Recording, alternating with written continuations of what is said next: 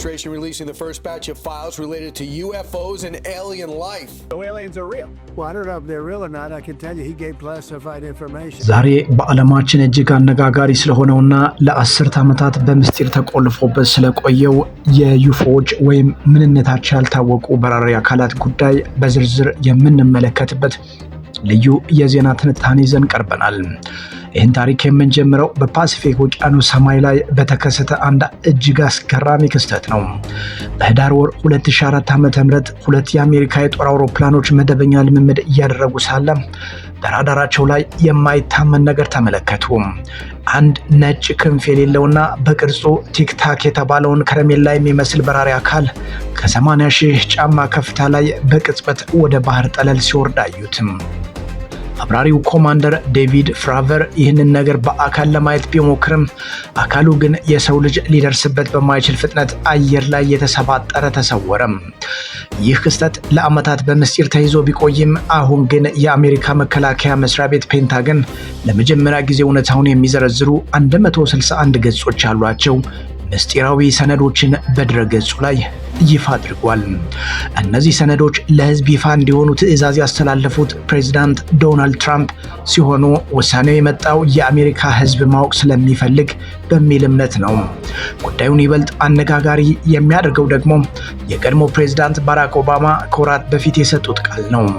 ኦባማ ባዕዳን ፍጡራን አሉ፣ ነገር ግን እኔ ፕሬዝዳንት ሳለው በአካል አላየኋቸውም ማለታቸው በፔንታገን መዝገብ ቤት ውስጥ ምን ተደብቆ ሊሆን ይችላል የሚለውን ጥያቄ ይበልጥ አፋፍሞታል።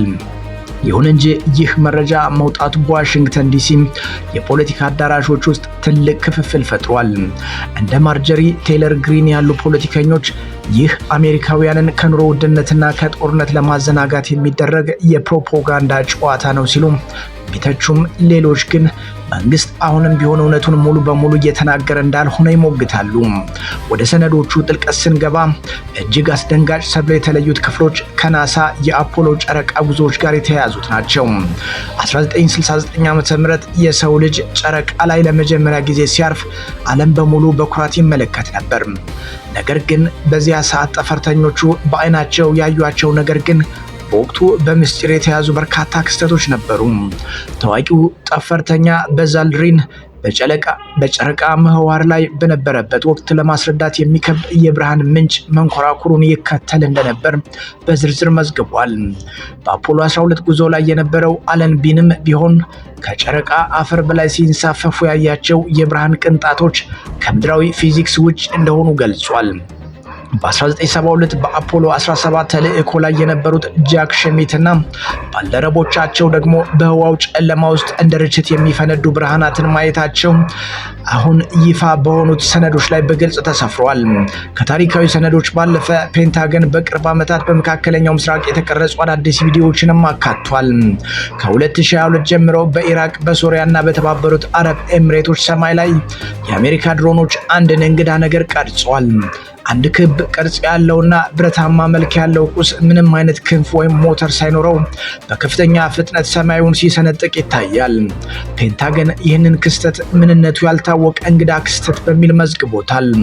የሚገርመው ነገር ይህ ቁስ በራዳር ላይ ቢታይም በአውሮፕላኖቹ የመከላከያ ሲስተም ውስጥ ግን ምንም አይነት ሙቀት አያሳይም።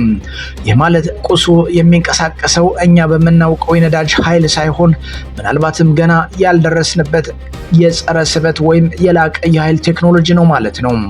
ሰነዶቹ ወይም ወደ ኋላ ተመልሰው እስከ 1950ዎቹ ያሉ የቆዩ ወታደራዊ ፋይሎችንም ይዳስሳሉ። ለምሳሌ በ1965 በተካሄደው የጄሚኒ 7 ጉዞ ወቅት ተፈርተኛው ፍራንክ ቦማን በመንኮራኩሩ ዙሪያ በትሪሊዮኖች የሚቆጠሩ ጥቃቅን የብርሃን ቅንጣቶች ተከቦ እንደነበር በድንጋጤ ሲናገር የሚሰማበት የድምጽ ቅጂ አሁን ለህዝብ ቀርቧል። እነዚህ ሁሉ መረጃዎች የሚያሳዩት የሌላ ዓለም ፍጡራን ወይም የላቀ ቴክኖሎጂ ያላቸው አካላት ጉብኝት ዛሬ የተጀመረ ሳይሆን ለ10 ዓመታት ሲከናወን የነበረ መሆኑን ነው። አሁን ጥያቄው የሚከተለው ነው። እነዚህ በራሪ አካላት ምንድን ናቸው? የጠላት ሀገራት ቴክኖሎጂ ናቸው ወይስ ምናልባትን ከምድር ውጭ ያሉ የላቀ ስልጣኔ ባለቤቶች? ለማጠቃለል ያህል የፔንታገን 161 ሰነዶች የሌላ ዓለም ፍጡራን መኖራቸው ተረጋግጧል የሚል ቀጥተኛ አረፍተ ነገር ባይኖራቸውም በሰማያችን ላይ እኛ የማናውቃቸውና በሳይንስ ያልተደረሰባቸው እንግዳ ክስተቶች መኖራቸውን ግን በይፋ አረጋግጠዋል። ሳይንቲስቶች እንደሚሉት በቢሊዮኖች የሚቆጠሩ ጋላክሲዎች ባሉበት ሰፊ አጽናፈ ሰማይ ውስጥ የሰው ልጅ ብቻውን የመሆን እድሉ ከዜሮ የቀረበ ነው። ዛሬ ያየናቸው ሰነዶች ገና ጅማሮ ናቸው። ምናልባትም በቅርቡ በዚህ ሰፊ ዓለም ውስጥ እኛ ብቻችንን ነን ለሚለው የዘመናት ጥያቄ የማያዳግም መልስ የምናገኝበት ቀን ይመጣል። እስከዚያው ግን ሰማዩ አሁንም በሚስጥር ተሞልቷል። እኛ ግን ያንን ሚስጥር ለመረዳት ከመቼውም ጊዜ በላይ ተቃርበናል። እናንተስ ምን ታስባላችሁ? እነዚህ በራሪ አካላት የሌላ ዓለም ፍጡራን ናቸው ወይስ የምድር መንግስታት ምስጢራዊ ቴክኖሎጂዎች? አስተያየታችሁን ኮሜንት ላይ አስፍሩልን። ለዛሬ የነበረን ልዩ የዜና ትንታኔ በዚህ ይጠናቀቃል። ቪዲዮውን ከወደዳችሁት ላይክ እና ሰብስክራይብ በማድረግ ቤተሰብ ይሁኑ። ስላዳመጣችሁኝ አመሰግናለሁ። ጤና ይስጥልኝ።